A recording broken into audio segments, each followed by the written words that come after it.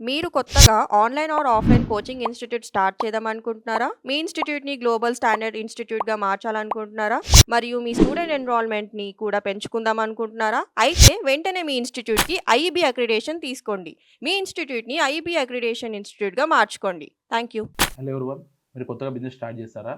మీ బిజినెస్కి loan government నుంచి తీసుకుందాం అనుకుంటున్నారా? దానికి సంబంధించిన రిజిస్ట్రేషన్ అంటే స్టార్టప్ ఇండియా రిజిస్ట్రేషన్, మీ కంపెనీకి రిజిస్ట్రేషన్ చేసుకుందాం అనుకుంటున్నారా? అయితే ఈ వీడియో మీకోసమే. వీడియో అనేది పూర్తిగా చూడండి, స్టాప్ చేయకండి. ముఖ్యంగా ప్రైవేట్ లిమిటెడ్ రిజిస్ట్రేషన్ కానీ ఎల్ఎల్పి రిజిస్ట్రేషన్ అయితే ఎవరైతే వాళ్ళ కంపెనీ పేరు మీద రిజిస్ట్రేషన్ చేసుకుంటారో వాళ్ళు మాత్రమే ఈ స్టార్టప్ ఇండియా రిజిస్ట్రేషన్ చేసుకోవచ్చు. ఈ స్టార్టప్ ఇండియా రిజిస్ట్రేషన్ తీసుకోవడం వల్ల ముద్రా లోన్స్ కానీ స్టార్టప్ బిజినెస్ లోన్స్ కానీ మనకు ఎస్ఐడిబిఐ బ్యాంక్ నుంచి మనకి ఇవ్వడం జరుగుతుంది.